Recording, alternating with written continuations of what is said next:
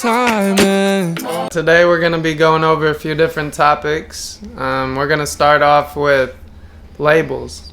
We're going to talk a little about how labels and artists' relationships are nowadays in the modern day world. We're going to talk about what we believe to be the best way of going about even just negotiating with labels. Not just negotiating, but... Or maybe even, like, we could bring it into other artists, too, because artists are more apt to, like, buy a feature or charge for a feature than they are to just go sign a big label deal. Right. So, I mean, there's levels to all this. There is. But I think the first step is definitely having a team around you. Right.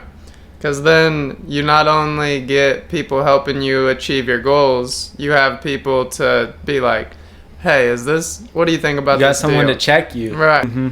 I mean, the biggest part is you need to make sure the people around you are solid. Maybe even just go talk to a lawyer.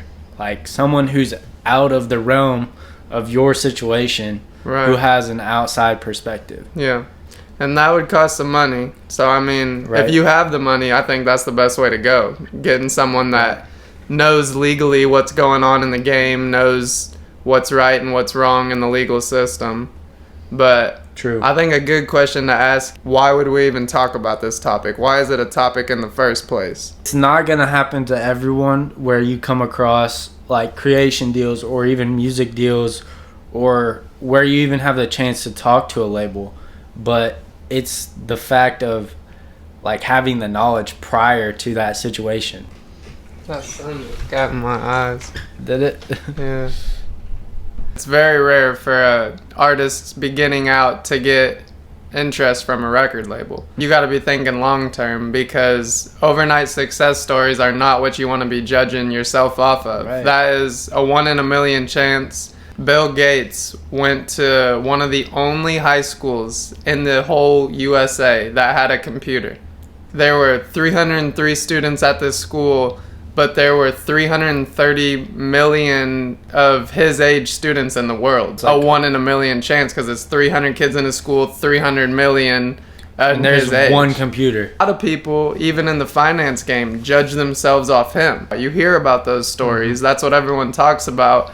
But when you think about it, he had a 1 in a million chance going to that school. There's and a he little bit of says luck that plays into it. everything. The opposite side of luck is risk. Right. There was 3 guys, and they were like on the team. Him and one other guy ended up co-founding Microsoft together, but there was one other person with them. And Bill Gates says he was the smartest of them all. He knew what he was doing, all this stuff. He had the drive Bill Gates did for business, but he actually passed away in a hiking accident. The odds of someone his age passing away in a hiking accident were literally 1 in a million. You can go either way, and that's luck and risk. Like, that isn't anything anybody could have pre-planned. Bill Gates didn't go to that high school because he knew there'd be a computer there, and Right. that guy didn't go hiking knowing that would happen, you know? That was his universe. That's his destiny. Right. It's And like we yin all and have a yang. destiny, you know? Mm-hmm. It's like, are you going to be in position to pounce on that opportunity? That sun is coming for me, bro. How far do we have to scoot up? I'm scooting up a little bit more. Tying that all into the music thing, you could get lucky and you could be an overnight success. Because, I mean, think of how many things have to go right that are out of your control for you to be an overnight success. Facts. People judge themselves off those situations. Record labels hitting them up and being like, giving them millions of dollars. There's also a risk to it, and a lot of people feel the risk because they'll have bad deals. They'll get 360 deals from the record label, and they give them a little bit of money up front, but then get all the money for their work. What's a 360 deal? Don't know.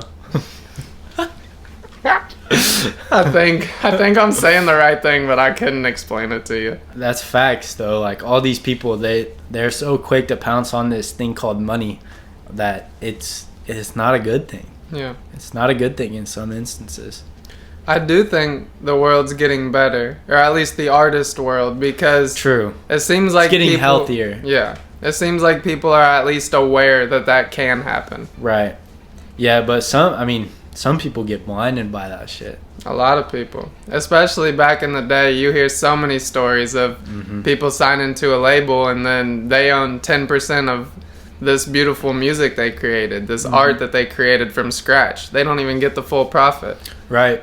But then that comes back to like all these rappers, they like a lot of people don't know what to do if you are an independent artist. Like, how are you going to maintain your career? How are you going to sustain and go on tours and like get all this funding and backing when you're by yourself? And I think that's a good point, because some situations the record deal is what you should be doing. It's like if it aligns with your path and if it makes sense, the most sense for you to sign to that record label, and that's where having the team around you comes into play. That's where hiring people, like paying money for people to legally look over it. You can't see that big sum of money and be like, yep. Like, you just can't nowadays. Yeah, you gotta sit on it. Yeah, you gotta know that going into it. And a lot of times that money that you're seeing up front is to be paid back. Like, right. It's not necessarily just here's this money and you're scot-free. Nah, you gotta make the company that money back and then some. Because if you have your first project flop, then the company's going to be like, all right, you owe us all this money. You got to give us more projects that you're not getting paid for. And that's how they make slaves. Yep. I think that's what a 360 is. It's because it's like full circle. I don't know the technical definition, but that's what I would think it is. It's like a 360 deal is where you think you're getting it, but it's coming back to the record label. You know what I mean? Yeah. I think that's the basis of it, at least. Right. But there's so many like contingencies that everyone's gonna miss, you know. Right. So it's like, how are you gonna get through that, even with legal counsel? Like, yeah, because sometimes that's not enough. But that's really, I think you should think on it heavily. Is this right for me? Even once you have all these outside opinions, once you have the solid team around you, even if you have a lawyer looking it all over. Maybe like if everyone's telling you yes, it still might not be right, and if everyone's telling you no, maybe it's right. Yeah. It's the same thing we were just talking about, luck and risk. It's like you can't have one without the other. Some people fall on the bad side. It's a 50-50 coin. Some people fall on risk, some people fall on luck. It's true. But I think the best thing you can do is educate yourself, put yourself around good people, and be honest. Just be open about everything about it. Most importantly, be honest with yourself. Don't think it's this when it's not this. Right. You know?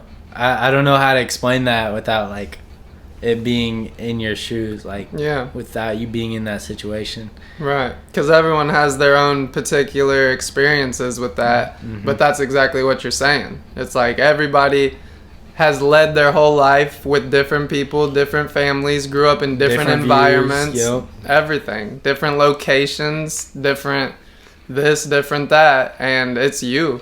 You're the only you.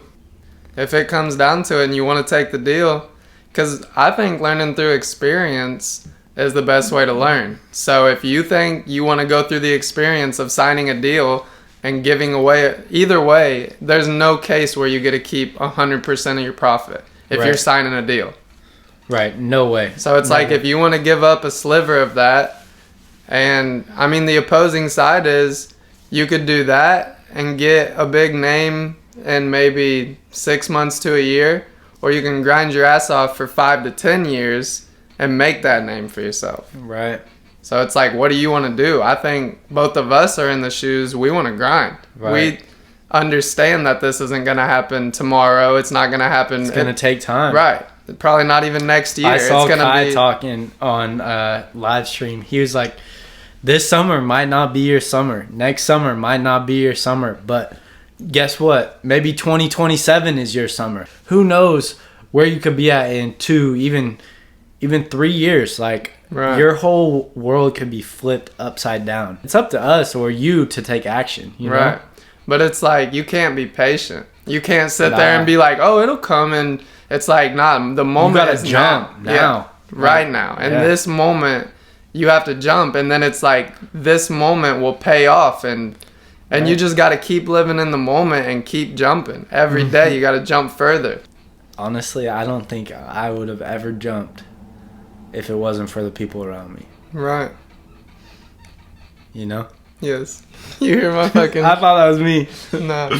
But, I mean, I feel the same way. You know, it happened at a little of a different time for me. You know, it happened when I was in high school, and then it was like, there's that certain flip that switches, and all of a sudden, you realize this life is gone in an instant. Are you going to be on your deathbed when you're 70 years old? Are you going to be able to live with that regret of not doing what you truly, or the regret of regret? Yeah. You know? Am I going to lay there and be fulfilled, or am I going to lay there and have all these thoughts of what could have been? Right. Because this is just like luck and risk. If you go down one path, it's a completely different life 30 years from now. If you live in a different city, if you want to move, think about that shit. If you want to live somewhere for 5 to 10 years, that is going to change your life depending on which place you pick.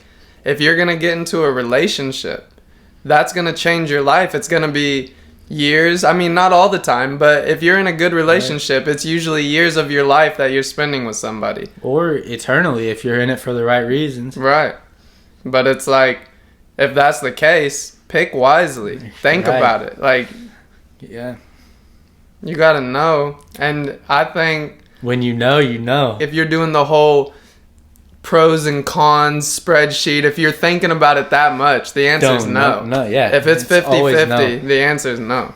If it's not 100%, it's a no. And that wraps perfectly into the label thing. Because if you're not 100%, I mean, you don't have to be 100%. You're never 100%. But if you're not 60% or more positive that that's what you want to do, hold off. Keep grinding. Keep working. Opportunities will come if you do that. Yep. And that's the thing. You got to keep grinding. You got to keep working, or else you're going to miss those opportunities. So many opportunities that we've even had come along so far. It's like, if we would have stopped, if we would have taken a break, if we would have done this, done that, they probably wouldn't have came. Mm-hmm. Concerts that we've got asked to perform at, right. June 30th at Trucker's Pub. Be there. Yes. Albums that we've made. Right. All friends that. We've met. Right. Like, people we've encountered. Yep. Honestly, it all has to do with your willpower. And it gets hard. It does get hard. It's like, it's a fight to keep going. It's a fight every day. That's what makes you stronger. Keep fighting. To wrap things up on the label, I truly believe you should own 100% of your publishing rights, and you shouldn't... You know what? I think I'm not educated enough to tell you what I think. Yeah. I will tell you anything that comes to mind on the topic as we talk about it, because I think it's great for someone to see us talk about it, because we live in this world. Like, right. We're trying to be this. So it's coming from a genuine place. I think everyone should just do their own research, especially if you're in that position where you're leaning one way or the other. Right. Because we can't be the one to make that decision for you. Facts. And I've also seen examples of someone taking like a $20,000 deal, which I wouldn't recommend, but in their mind they said, well, now I can quit my job for a few months and work on this shit harder. So It's like they put the $20,000, invest a little bit here, that invest a little bit. Their plan. Right, exactly. If it aligns with your plan and you're a hustler who's going to take that $20,000 and turn it into $300,000, go for it. I guess where I'm coming from with it is I think the legacy is going to be bigger than all of that. Like, I don't want to give any percentage of our art away without knowing we're getting something either as good or better in return. And that's Facts. just not the case with too many deals nowadays. Very true. This video today is brought to you by Bambi TV and Nice Entertainment. Bambi TV is a local photography business that is out of Effingham, Illinois, and Nice Entertainment is out of Carterville, Illinois. I'm terrified. Please confess what's on your mind. Find the time to realize that it never really was that deep. But I've been sad today. Life been coming fast today. Train fell off the tracks today. No exaggerate. Lost my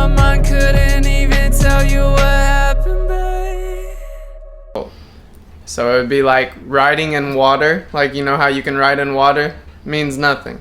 Building castles in the sand, it's gonna get washed away. But just do it because you love doing it. Those are just Right. examples. That was like a prophecy for me. But I never heard that. That's what I've been thinking about. Like, I actually just made a song with Sienna here the other day, and I said something about riding on the sand or something, and I was just thinking about it constantly as I was creating. It's like, I'm not putting this out, but maybe you will put it out. Maybe that'll be your best one yet. But I think that's how you should go into creating anything. Some of our best videos have just been screwing around. Just do that for the sake of doing it because you guys are having a good time and you like what you're doing. Right. Yeah, and if you don't like it, don't do it. That was It's a a big s- point in the book. It was do what you want. Right. Always, or else you're not going to be doing it 100% to your capabilities because you don't want to be doing it. That's deep. It is. I've been loving those books I'm reading, bro. It tracks to like every level of life. Because, I mean, even with your job or what you do on a day-to-day basis, if you're not loving that, you're a slave to your own reality. When I'm sitting there reading a book, if I'm thinking about the past or the future, I'm not paying attention to what I'm reading. And Exactly. I have a bad tendency to do that. I'll be sitting there reading, all of a sudden I'm thinking about, oh, something went wrong with this table I was serving last night at work. Yeah. And then I read a whole another page and a half and I look back and I'm like, I didn't retain a single word of that. And it's Yeah. really all about being in the moment. That's what all this is, doing things for the sake of doing them. Live in that moment. Once you're in that moment and you actually are aware of what you're experiencing, that's where you're gonna get the value in it. Right. That's where the only value is. If you're doing things because you think you should be doing them, that's when you're wrong. When I'm like, you know what? I feel like someone would think I should be doing this. That's when nothing good comes out of it. That's not the mentality you want Right. at all. And that, I mean, it's an obvious fact that you sometimes have to put up with a job you don't like because you got to support yourself, Very support true. your family, support the people around you. And that is an example of something you push yourself through while you're chasing something bigger. Mm-hmm. Because Yep. peace is found in the places where you're just doing things for the sake of it. Peace is a big thing. If you're not chasing after that, you're gonna live a very hectic life. Right. And there was a big point in the book was chasing peace and not happiness. Because peace can be converted to happiness at any point. But happiness is an emotion that comes and goes. Peace is like that nothing. It's sitting there with a blank slate on your mind, meditating, and all of a sudden, if you don't meditate, I don't think you'll get what I'm saying as much, but if you've ever been meditating and you hit that state of just bliss, it's like the thoughts passing through your brain are just passing through your brain, Yeah. and you're not holding on to them, you're not happy, you're not sad, you're not angry, it's peace. That has helped me so much emotionally. Like just letting my emotions pass like they're on a movie screen, and then the movie ends and then it moves on to the next emotion. That's how you should tackle it every day, because nothing's eternal. Nothing's gonna last more than a day, a week, a month. Like the worst thing that could probably happen to you is someone die, and then yeah, that's terrible. It's gonna suck. It's gonna be hard, but eventually you're gonna get through it. Eventually there's gonna be a brighter day. So that's why I think it's very important to chase peace, because whenever you're in those situations where you think everything is down in the dumps, like the worst it could get, somebody else got it way worse. Right. Every time. And if you think you're as happy as can be, there's someone that's out there living a better life. Right. I remember when we were younger, we used to say, this is the best day ever, most memorable day. Yeah. And now it's like, have you ever felt like that since you were a child? Like, honestly, have you felt like that? You know, not like a actual question, but like Right. hypothetically. But you I mean, know? I'm sitting here thinking about it, and it's like, I can't even remember the last time I probably was like, the day your daughter was born. yeah. I would That's- probably say some experiences that I've had with her would be just as good as that, you know? It's Right. like, But that just is the same thing. It's like that happiness doesn't last forever. And then all of a sudden I'll be without her for a week and I'm sad. You just gotta find that middle ground. You gotta find that neutral state, and you gotta live in it as much as you can. You're not gonna live there forever, but even if you can find 3 to 5 minutes of peace a day, even if you can get 1% towards peace today, eventually that's gonna add up. Or even 0.1%. Right. I think more realistically it'd be like 0.0001% towards peace. Because, right. I mean, unless you're Buddha or something, you're not going to achieve full peace. Right. You know what I mean? All that just goes to say, whenever you're creating, live in the moment. And Exactly. try to find that peace while you're creating. Don't be thinking about, oh, are people going to like this? Oh, like, when I post this, is it going to get likes? Just create. Who cares? Make that shit. Make it because you love it. This podcast is also sponsored by Apartment 13 Studios. If you guys need any song recording done, music videos, content creation, content scheduling, if you need anything around the terms of music and content, contact us. We want you guys to ask us questions. We want you guys to even give us feedback. We've kind of crossed over that hump of just starting out and then getting to where we need to be or where we want to be. Right. I think we're always where we need to be, but Exactly. getting to where we want to be. And it's like sometimes that's not even what you want. It's never as good or bad as it seems. Exactly. Yeah, it's never gonna go the way that you planned it either. Right. So always keep that in mind, because sometimes you do need help.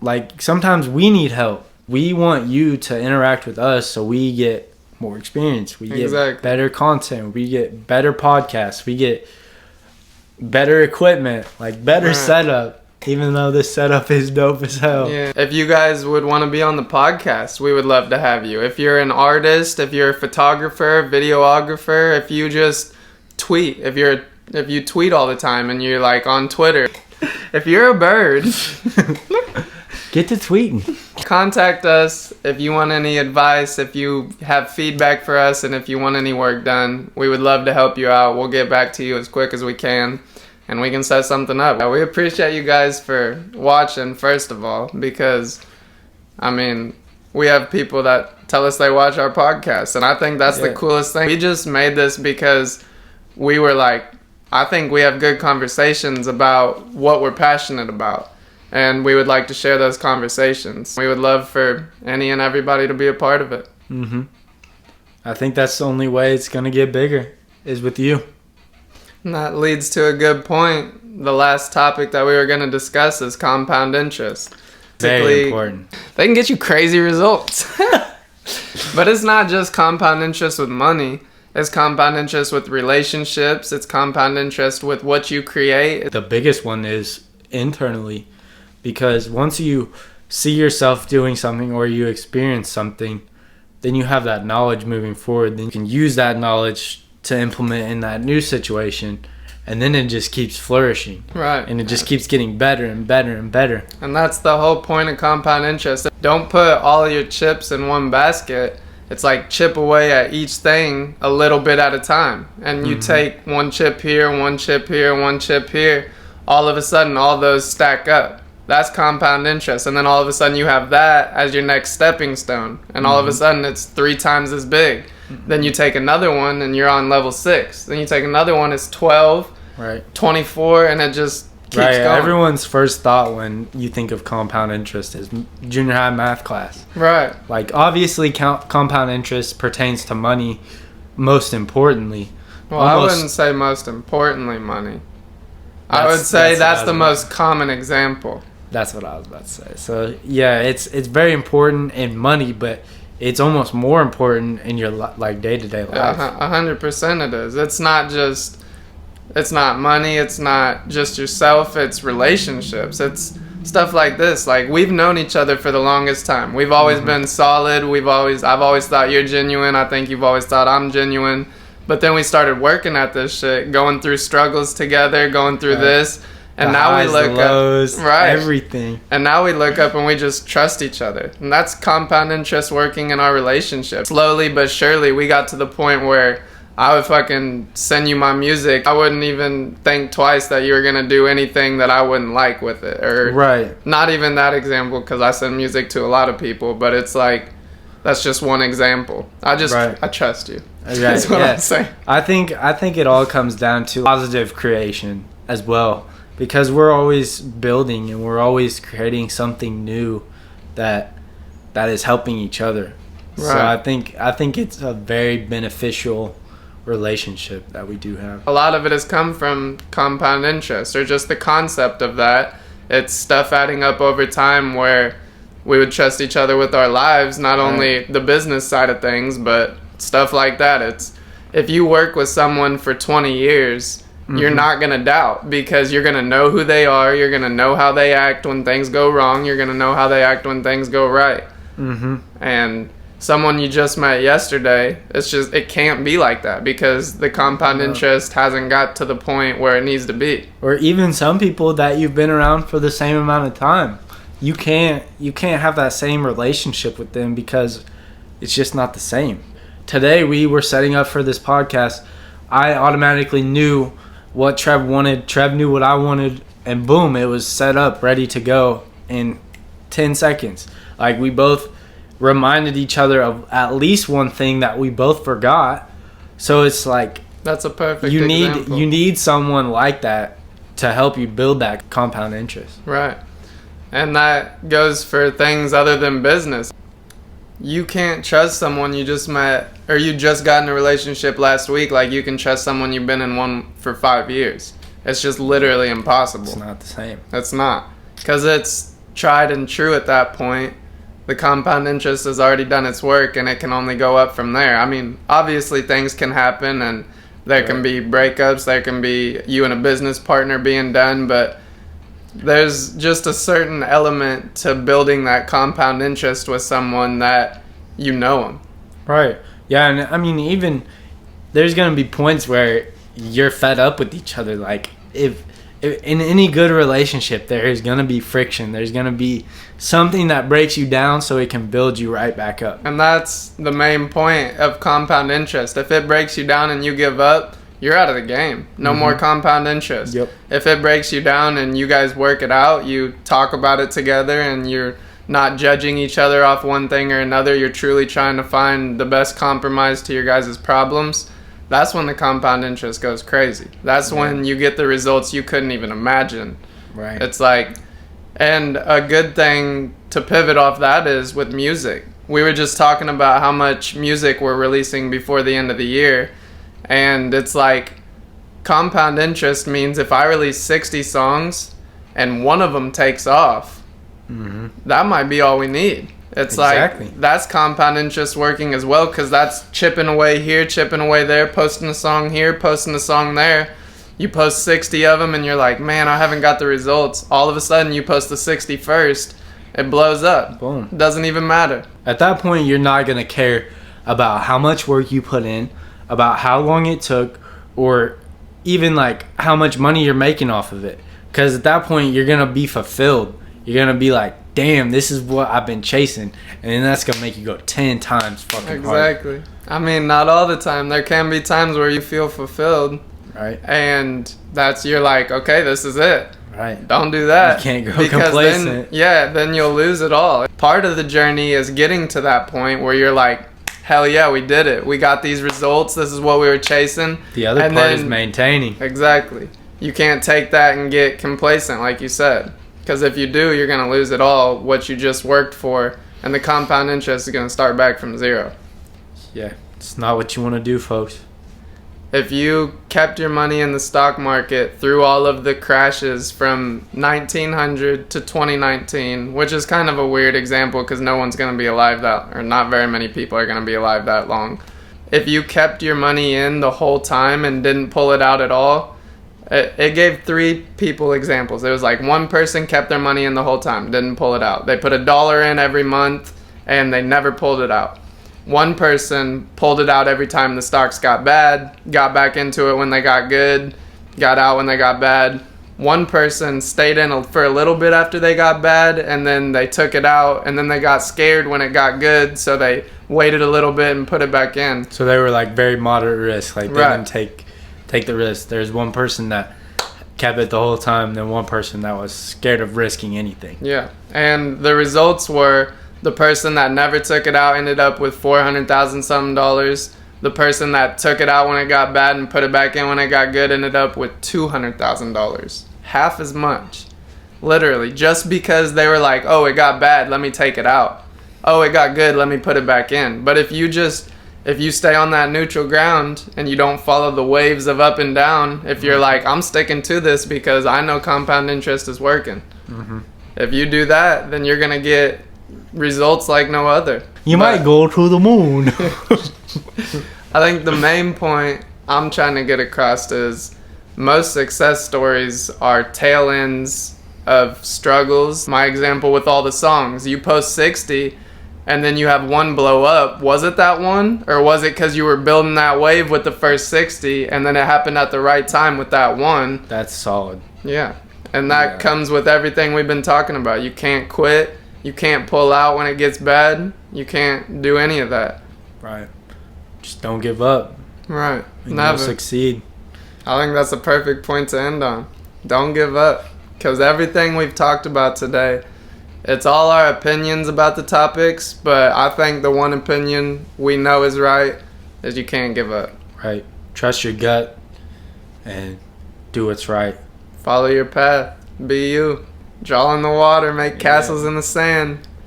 Find bliss. Find peace. Do things for the sake of them. Right. Because eventually, you never know when the sake of that shit is going to pay off. Right. I also wanted to ask, what are your guys' thoughts on record labels? If you got offered a certain sum of money that could take care of your family and take care of everyone up front, would you take it to put your next years of work to work for them, for the people giving you the money? Or would you want to go through with doing it independently? And I know it's a hard question to answer because you're not going to know until you're in that spot where you have to decide. But hypothetically speaking. Right. Let's put it like this. If you got offered $100,000 to sign a record deal and they said, I don't even know how to put it because I wouldn't know the terms and all that. Right. I guess, just what do you guys think? Would you rather sign to a record label or would you rather remain an independent artist and own all of your music? According to what you see now. Right. According to what's in front of you in the music industry. Yeah. Because, I mean, that's where your best gauge is going to come from. But like we said, everyone's different. Everyone's going to have their own choices, own opinion, own path. So I feel like it's underestimated how different everyone is. Like, everyone so compares themselves to each other, all this, all that. You are you. And nobody else in this world is going to be you better than you are. And you're not going to be anyone else better than they're going to be. Right. So be you. Damn. Clip that shit. Apartment 13 Studios. Bitch.